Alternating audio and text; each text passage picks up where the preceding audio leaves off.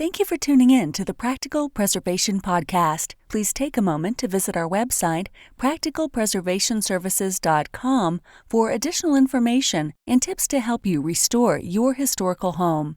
If you've not done so, please subscribe to us on iTunes, Stitcher, or SoundCloud, and also like us on Facebook. Welcome to the Practical Preservation Podcast, hosted by Danielle and Jonathan Kepperling. Kepperling Preservation Services is a family-owned business based in Lancaster, Pennsylvania, dedicated to the preservation of our built architectural history for today's use as well as future generations. Our weekly podcast provides you with expert advice specific to the unique needs of renovating a historic home, educating by sharing our From the Trenches preservation knowledge and our guests' expertise, balancing modern needs while maintaining the historical significance, character, and beauty of your period home. So today on the Practical Preservation Podcast, we have Kevin Shue. He has worked at Lancaster History for 30 years. He's helped thousands of researchers over this time period. He has helped authors of numerous books and given lectures on various topics here in Lancaster, as well as Dublin, Ireland, Belfast, Northern Ireland, County Tyrone, North Ireland, and Quinnipiac University in Connecticut. So thank you for joining us on the podcast. And we're gonna talk today, I know, a little bit about house history and how to research that. But tell me a little bit about yourself and how did you come to be? Are you like a librarian? Are you a preservationist? Like what? How do you classify yourself? Oh well, I guess basically I worked at libraries during college for income. Okay. And so I worked at libraries during college days, and then I went into actually a little bit over a decade with advertising media and what have you. And after about a decade of that, I thought, I'm going to sort of try to take another route. So the other route was something I was familiar with, which was working here. Working in library, yeah. In the library, yeah. Okay, well, very, very, very interesting. I find that as I'm doing these podcasts, people find their way into preservation and history, kind of a circumvent way. So tell me a little bit about Lancaster History and what you do here, what the mission is. Sure. Well, Lancaster History is the current name for Lancaster History. Before that, we were lancasterhistory.org, and before that, we merged with the home of President James Buchanan in Wheatland. And before we merged, Lancaster History was actually Lancaster County Historical Society, and then the other organization was President James Buchanan's home, Wheatland. Right. So once we merged them, we had to have a unified name. Mm-hmm. Okay, but as far as Lancaster County Historical Society goes, we were publishing journals way back in like 1894. So we have a long history here. And the building that we're now working in, or where we're talking, is actually the original building of the Lancaster County Historical Society, which was built about 1962-63. Yeah. Okay, well, very, very good. Thank you. I know we had our event here, I guess at the beginning of June now, and we did a tour of Wheatland, and I'm just impressed with the facility and everything you have. You can really serve the community. Yeah, and what's nice about it, I always mention this to people when they come in and they're wondering about the building itself, and that is, it's green technology. Mm-hmm. So it's solar panels on top, and we're geothermal. Oh, very cool. And I usually tell people that if they go out this one particular door, just like Old Faithful to the geyser, if they just happen to go out the door at the right time, they'll see the steam coming out of the pipe from the geothermal. Yeah. That's very interesting. So what are the two house history questions you're asked the most? Well, the two would be mostly that people want to know when the house was built, mm-hmm. or how old the house is. And the other one is the people who want to know more about the people who lived there, right, at their house, So those are the two main questions. So they want to know when it was built and who lived there and their story. Right. Yeah. And so why is it important to know who owned the property? That's dependent on, I mean, both questions need that. Right. And so the reason why it's needed for the first question is you need to pull in other records and look at them, and I'll tell you which ones they are. Yes, then, to try to determine when a structure was built. So one of the records would be the tax records. And I always mention this story because I always find it just, there's always an exception. Right. But basically people say, I want to know when my house was built, and I usually tell people, you won't get an exact date. You'll get like a general idea. Right, a time frame. A time frame. And one time in the tax record, there was a reference saying, new house built, and gave the date. but generally speaking, the tax records, what happens is you have to know the owners. Right. So you can look at the right entry that will tell you when there's a significant spike in the valuation of the property. That makes sense. So before it's land, it's unimproved, and then once the property's built, it makes it the taxes more. Right. Yeah. I mean, okay. and so that's why you need, for that question, that's why you need to have the owners. Right. And the other thing is that with a spike, you have to be sure to canvass all the people in that particular area in that tax book to make sure it wasn't a general hike in taxes. Right, that they weren't just trying to raise money. Yeah. Right. And the other thing too is you have to see if there's any acreage difference between the years. Oh, that makes sense. Too. Yeah. So, but if everything is constant, then that's generally a good sign that there's an improvement as far as a building or structure. Right. Okay, that makes sense to me. And then to, I guess, either way, you need to know that to the owner so that you can research who they were or, when it was built. So, and then you can use the deeds then to search also, like who owned it subsequently. I was trying to remember that word. The deeds the more current deeds will, about 99% of the time, will tell you the exact record to look at. Okay. For the previous transaction. Generally speaking, the deeds follow a format, which would be, would give you, the buyer seller, and it will tell you the location. And it'll be then giving you a surveyor's description. Okay, yeah. Now, in Pennsylvania, I'm not sure how if there's anyone researching in the Midwest. Outside, yeah. But in Pennsylvania, in the colonial states, it's what they call metes, METES, and bounds. And that's where they say by the stream, by the tree, all that. And of course, there's a problem there because not all the trees back in 1750 are going to be here anymore. Right. Yeah, we've been doing some research, and we keep finding the property is like across the street from this person. It's like, well, we don't know where that person is either. Well, I think like last year, I was waiting for this to happen in one of the deeds. It finally happened in one of the deeds that we were researching for someone.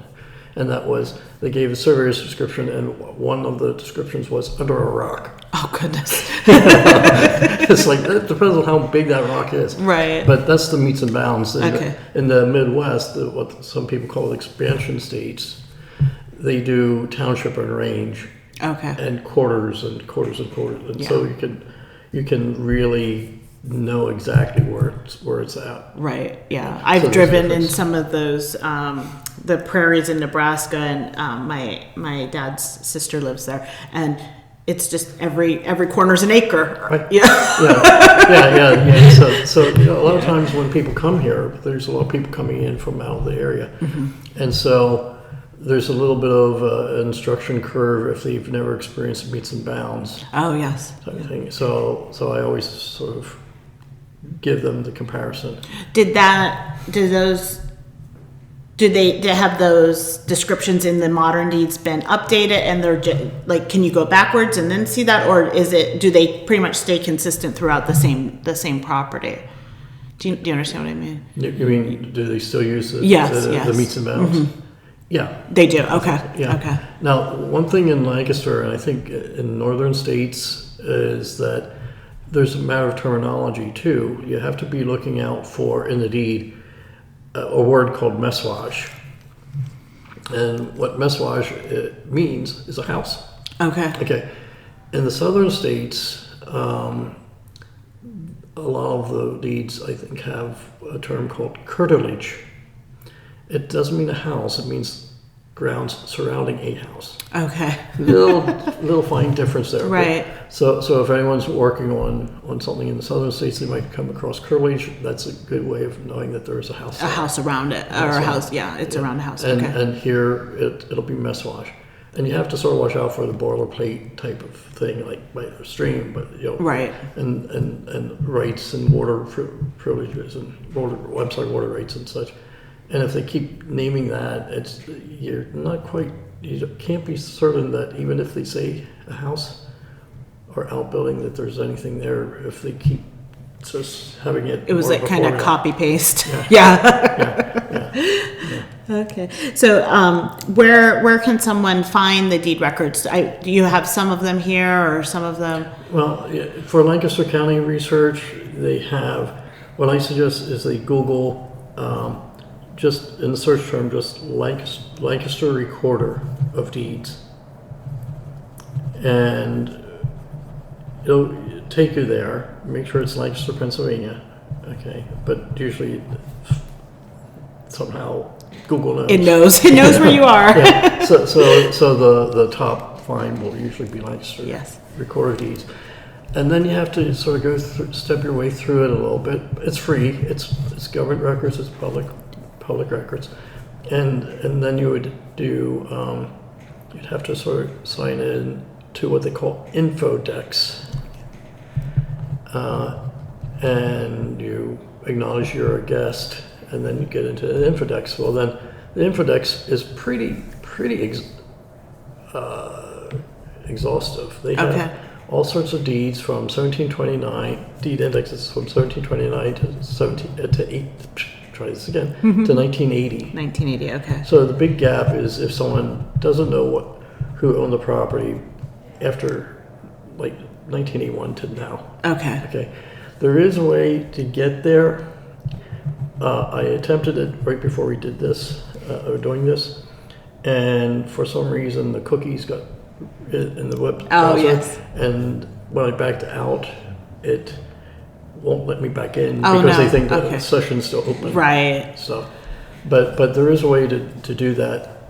There's a backup plan if your listeners don't really want to, if they have issues with that, that portion of it, then they would have to go to either the public library or here, and check into the city or county directories. Oh yes, okay. And the only proviso is the directories usually don't reference if the person owns the property or just living there. So so you just know that the person who lived there, you don't know actually who the owner is. Right. I mean, it could be the owner, but it may not be. Especially in Lancaster City, if someone's in Lancaster City, there is a lot of investment properties for apartments and stuff. So that's the only proviso with that. Okay. And they also use old information too. Okay. And the more recent deed searches, so from like 1981 on, is that also available online or? But that's what I was trying. Oh, okay. And so within the Recorder of Deeds website, there should be a way to. It'll say search public records. Okay. It won't specifically say deeds. Okay. But you can if you click into that, they'll give you a wide variety of public records, including deeds. So you have to sort of deselect everything, and then just select deeds, and then search. Okay. there. So yeah, they can do that. It's still available. Okay, very good.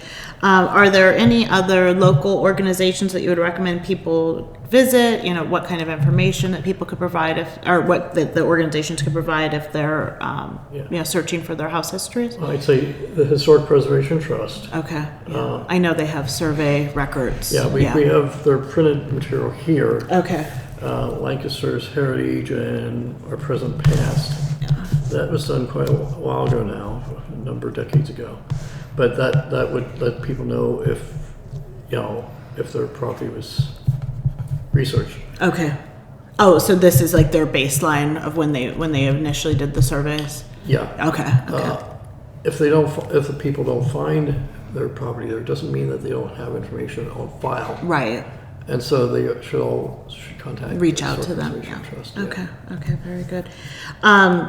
And I know that Lancaster History is more usually focused on like the people, and then the Preservation Trust is more focused on buildings. Would you say that's probably the distinction, or? Yeah, they're more interested in historic architecture. Okay. The particular architectural styles that are prevalent in particular time frames. We're research focused and helping researchers, so that if anyone wants to come in to do any sort of research, genealogy or house history, we can help them. Okay, very good. So, yeah. Now, the one thing I wanted to mention while I'm thinking of it is when I'm talking about taxes, there's two taxes that might be of use and very interesting for people. The first one's 1815 U.S. direct tax. So I usually say that if people can follow their deed and ownership back to 1815 and know who owned the property, it'll tell you it'll describe dimensions, the size, the measurements, the building materials of the houses, the barns, the outbuildings, all that. So it really gives you a really good snapshot of what the property looked like in 1815 if you can get back that far. If you can go back even further, there's a certain portion of Lancaster County, not all of it, that survived, and it's called the glass tax or the 1798 tax, direct tax. And that usually gives who was on the property, whether it's the owner or someone else. Okay. And it also gives you a description of the property, just like the 1815 tax. So it's those two tax. I just wanted to let people definitely. know those two taxes. And do you have both of those here? Okay. Mm-hmm. Okay, very good. And I was just actually reading about the glass tax 2 days ago. I'm preparing for a window presentation. I was reading about the glass tax, so that's interesting. So after you've determined like who the owners are, what would your next step be? Well, again, it depends on the question. If someone's looking for the age, that would be one thing, right? Which we discussed. If it's trying to find out the people, then you would want to use like the U.S. Federal Census, the population schedule. Now, I'm going to sort of differentiate. Population schedule will be the people. Now, the complete run of the census is from 1790 to 1940 now. And so the first census that names people in the household, as far as not the head of household, but everyone in the household, is 1850. Okay. And then they keep refining by narrowing the ages, for example, and the questions they asked depended on what was going on in the country. Right. So in 1940, they were asking about employment and such. In 1930, for some reason, they were interested to see who had a radio set. That's funny. Yeah, and 1900, 1910, when there's a big influx of immigration, they wanted to know if people were naturalized, what stage they were naturalized, when did they come into the States, where were they born, things like that. But that sort of gives you a little bit about who was living at the property once you know that they owned the property. Okay. 1840 and before, it's only the name of head of household and age ranges and the gender of the people in the household. There are other schedules besides population. There was the agricultural schedule. So if someone's owning a farm and they're doing research on the farm, they might want to look into the agricultural census. I believe it's 1850, 60, 70, and it'll tell what was raised.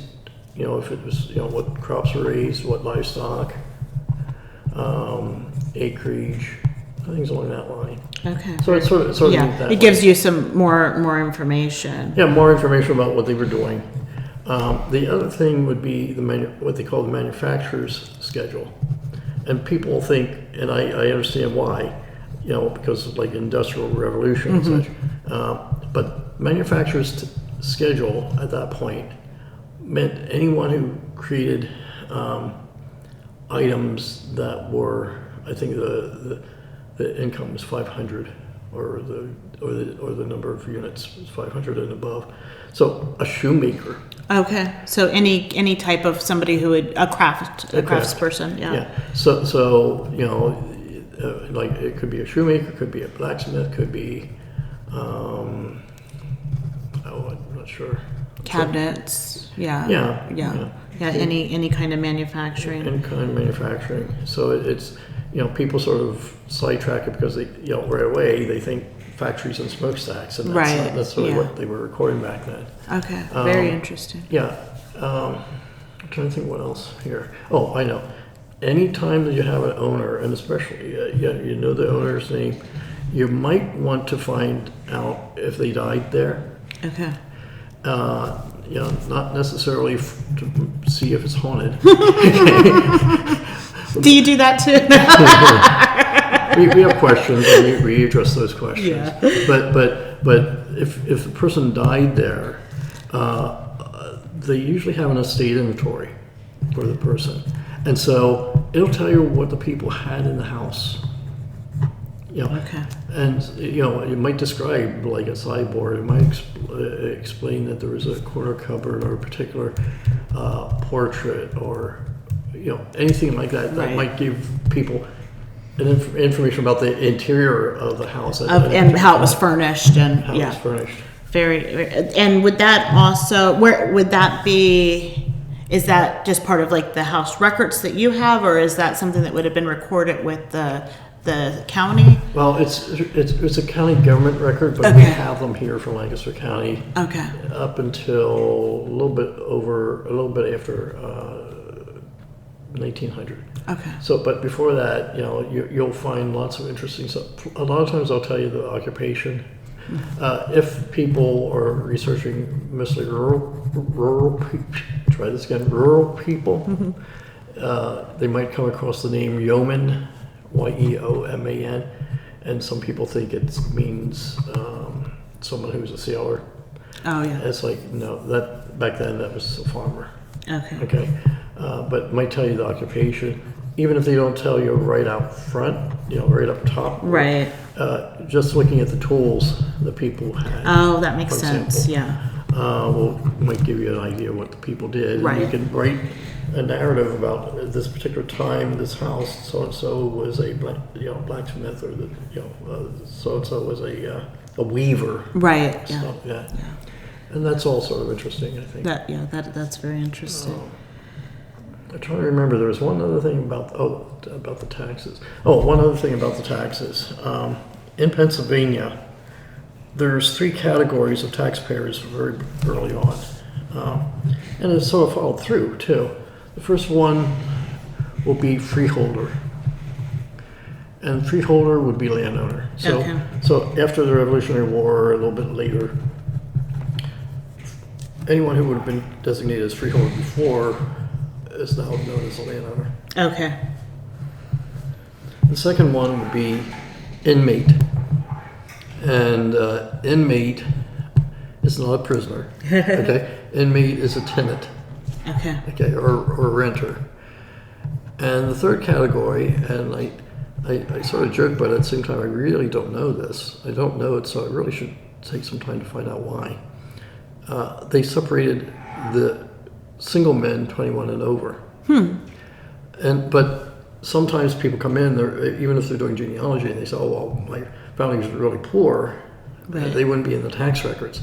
If you owned a pig, if you owned a sow, They were taxing. they were taxed. It wasn't land necessarily. Yeah. It was more personal property. So you'll see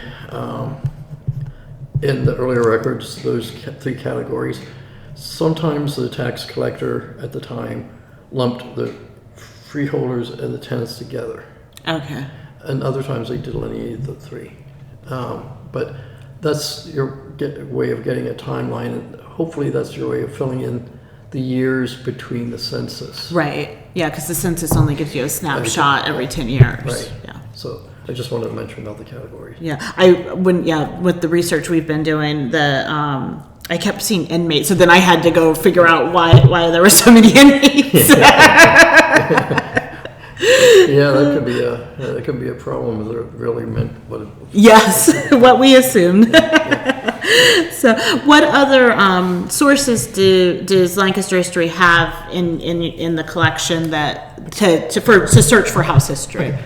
Well, one thing that we have, one category of record we have are maps. Okay. So in Lancaster County, we have 3 atlases, and then within the atlases, each townships will have names of owners, and they are the owners. Okay. And numbers besides the name. The numbers are the acres. Oh, okay. Okay. But you'll see like a little smudge right next to the name, and that means there's a house there. So the for the dates would be the earliest atlas for Lancaster County is 1864, and it's called the Bridgens Atlas, Bridgen, Bridgens Atlas. The next one was 1875, and that was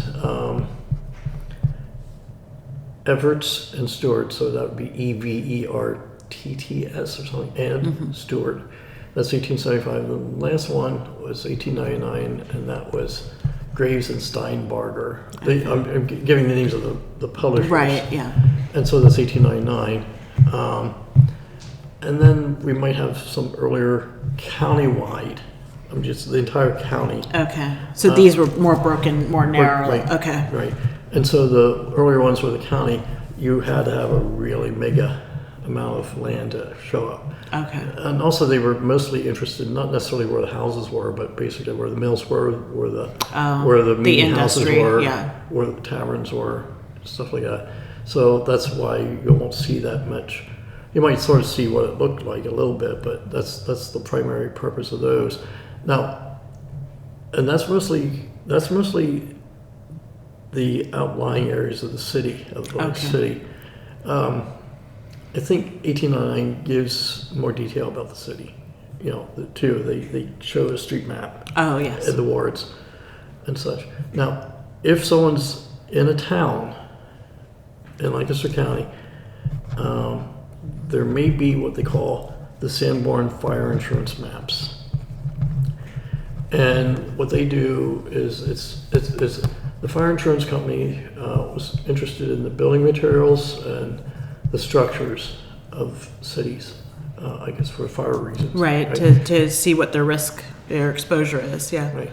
So but they were mostly interested in cities and towns, and no rural area, just the towns.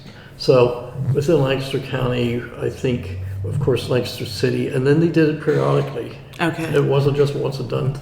And they kept updating. Right. Yeah. And so we have Lancaster City from 1886. I think they began 1886, every place. Okay. So we have Lancaster City 1886, like I think there's one 1903, one's 1912. And then it's color coded, like pink would be brick, yellow would be wood, blue would be stone, and it would show you a neighborhood. So a lot of times people, if they live in a city or a town and they look at the Sanborn map, they want a copy of where their house was. Oh, yes. To show what the neighborhood looked like. Mm-hmm. And it also would give you a timeline, like if your property, if your house isn't in 1886 but it's in 1903, there's at some point, you can kind of narrow down. And then you can start refining tax searches and all that stuff. So some of the towns I remember that's covered from Lancaster County would be Lancaster, Marietta, Columbia, Lidditz, I believe. I'm not sure about in Holland. And actually Washington Borough too. Okay.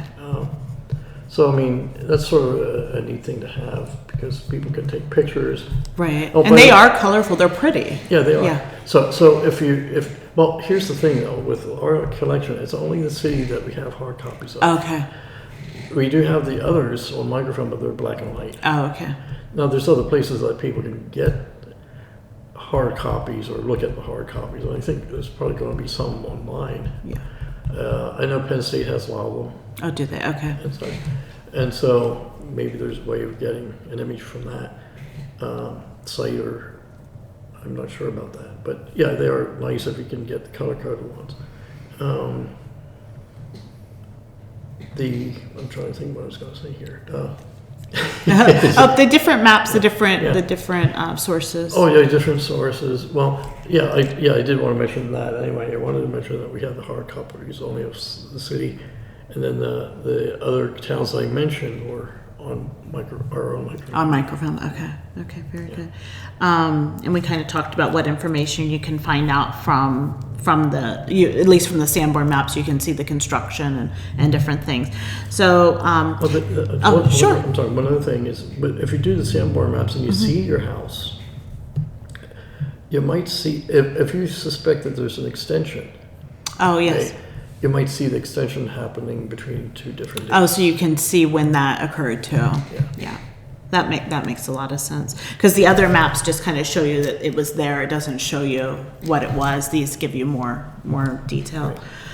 Okay, so how can someone contact Lancaster History, or should they go to the website? Should they? That would be the first step. Okay. Would be a website.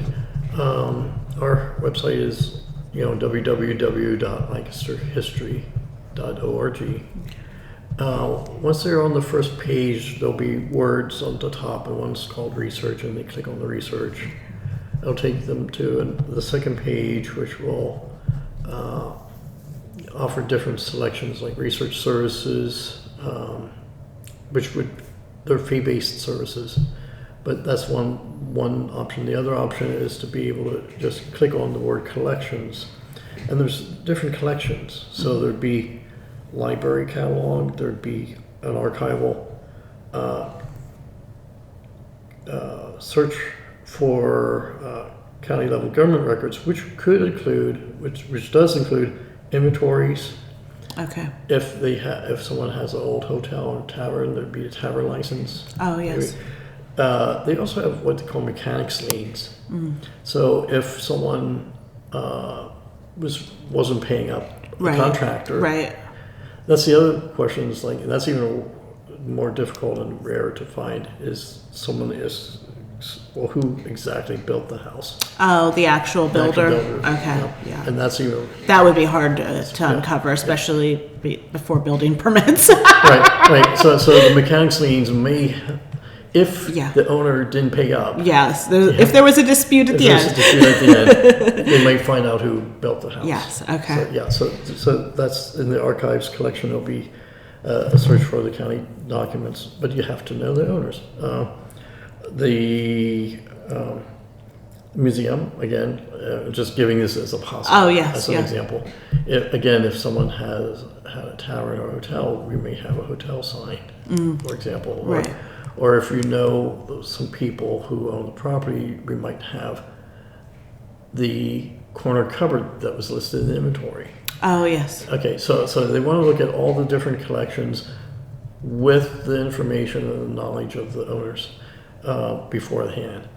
We also have a photo collection. Now, that's the other thing, too. We have thousands and thousands of photos, and a lot of times people say, well, I want to see if you have a picture of my old house. It's 123 North, whatever. The photos don't usually give you that. They might just say North President, or they might say North Shippen, or what have you. And you I usually sort of suggest that if people are looking at the photos, they can look at the streets, and even if the house isn't photographed, it would still give them a snapshot of what the neighborhood is like. Right. Yeah. What it looked like. Yeah. The photo collection it's great. I mean, there's so many pictures on there. Right, and if they do find something that they want, the people want, then they can go to the research services part of it, fill out the request. We need the object ID number. That's one thing they're going to ask for, and then it'll be a fee. And what we normally do, I think the fee's like this is for personal use, not for publication or not for exhibit, but for personal use, I think it's like $10. Yeah. And then $5 per read or something like that, more. But we put it on a disc, or we send it by file. But mostly we send it by file, and then people can make it any size that they want. Right, they can print it out themselves. Right. Yeah. So the website is and it tells you how to come in and look at use the research library if you're inclined and in the neighborhood.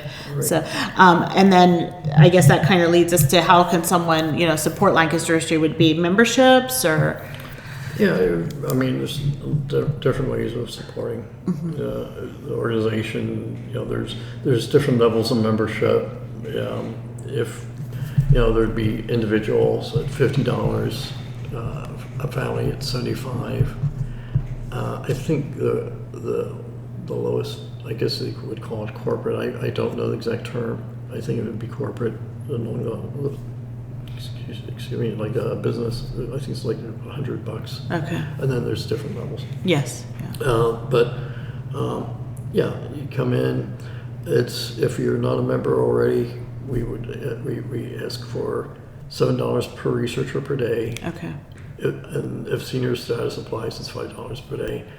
Come in if you think you're going to be here a number of times, and you decide to become a member, then we need to apply whatever you paid that day to the membership. To the membership. Okay. There's also the store here. Yes. Shop. We have like different books on different topics. Some are dealing with historic architecture and gardening and things like that. Yes. So yeah. Okay, well, very good. Is there anything else that you thought of that you want to share, or I think we covered everything, but if you think of anything, I guess I wanted to say that if people attempt to use the website and they're having difficulties, just give us a call, and we can try to step people through enough to help them navigate it. And so our phone number is 717-392-4633, and our hours are Monday through Saturday, 9:30 until 5 each day. No evening hours. Okay. So if they do need to call us, they should call us during your regular hours, and I'll make sure that the website and the phone number and the your hours are on our website when I do the post for this. Okay. Well, thank you very much. Yeah, thank you. Thanks for listening to the Practical Preservation Podcast. The resources discussed during this episode are on our website at practicalpreservationservices.com/podcast. If you received value from this episode and know someone else that will get value from it as well, please share it with them. Join us next week for another episode of the Practical Preservation Podcast. For more information on restoring your historic home, visit practicalpreservationservices.com.